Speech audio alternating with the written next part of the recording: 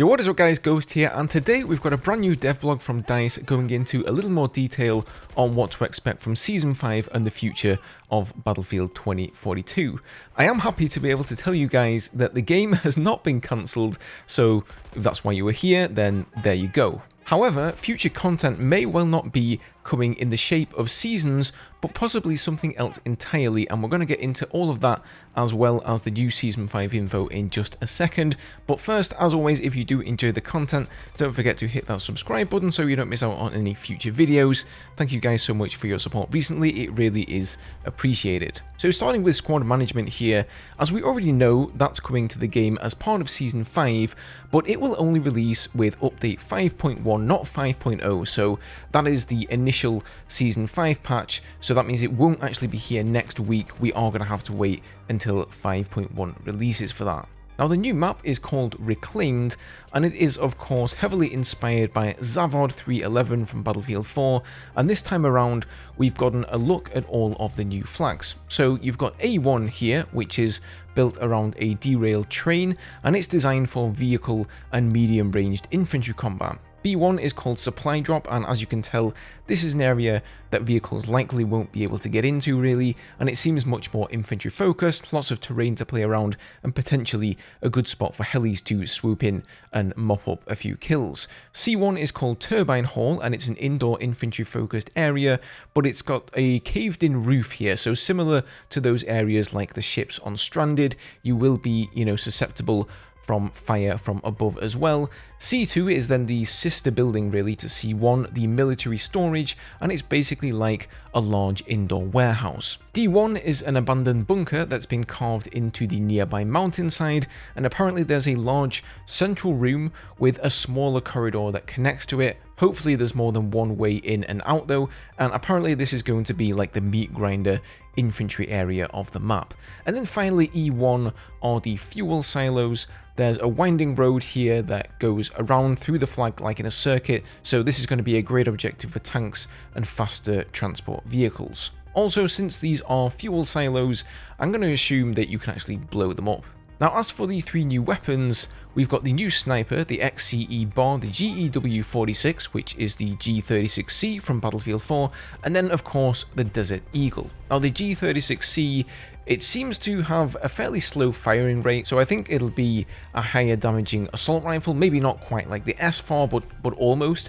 But the big takeaway for me was that the Deagle does indeed look like a one-hit kill in the head and a two-hit kill in the body. Kind of expected for a high damaging weapon like this, I guess, but I just wanted to clarify that. The new Vault weapon changes are dropping in update 5.0 next week as well, so if you haven't heard of those yet, they are adding a bunch of 2042 gun attachments to the Vault weapons along with all of the default weapon skins from the base game. However, they will only be coming to the assault rifles to begin with, and then presumably they'll be applying them to all the other weapon categories further down the line. Now we are getting three new types of grenade as well. So the spring grenade apparently bounces into the air and then it explodes, doing even more damage to infantry presumably than a regular grenade, although I have to say in the footage I couldn't really see it moving much. It kind of looked underwhelming and we didn't actually see anybody get a kill with it, so hopefully we'll get some more footage of that in the future. However, the anti-tank grenade, these detonate on impact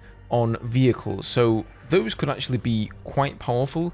And then finally the mini grenades, they can be thrown faster, further than regular grenades, and you can carry 3 of them. So that sounds like they could be a favorite there, but on the flip side, they do have a smaller area of effect than regular grenades, and they will likely do less damage as well. Now moving on, we've got the Hourglass rework here. So the map has been made a lot smaller, a bunch of cover has been added, and there are a lot of new aesthetical changes too, like these skyscrapers are now on fire and they've had their glass shattered. The area with the arches with the long highway, that has completely collapsed now, and there's a new underground section been added for a moment of respite. Other than that, there will be another mid-season event focusing on combined arms. They didn't really go into any details what here, as well as further quality of life improvements such as the vehicle loadout enhancements. So as I mentioned at the start of the video, we will be getting more content. Now these were the exact words that they had for us. They said, we're continuing to work on the game beyond Season 5, we're committed to continuing the Battlefield 2042 journey, and are working through the best ways to bring new content and experiences for you all. Expect to hear more from us on what's planned in the coming months. So excellent news there, I think we can all agree on that. The game is not being cancelled, but as I've mentioned in other videos before, I've always assumed that the reason we haven't heard of a Season 6 is because any future content for the game may not be a season with a battle pass in the traditional sense. I'm convinced that they are working on content like new weapons and probably maps that they want to release, but they haven't yet decided how they want to package it, and they're probably waiting to see how well the battle pass for Season 5 actually sells before they go ahead and do that. I think the buck stops with EA here. You know, they don't want to commit to calling it a Season 6 before they're convinced that that's the best way to market whatever content they have. After all, they could always surprise us and create, you know, a DLC with multiple maps instead. However, recently, this guy here, Manuel, he's a creative director on 2042's live service, has been dropping a lot of interesting tweets that all relate to the number 6. So he dropped this campaign cover for RuneQuest here called 6 Seasons in Sartar, and then just 2 hours ago he tweeted a picture of this character saying, "Rewatch completed, what a great show, still relevant." Now he's of course referring to the show Battlestar Galactica, and the character in question here is actually named number 6.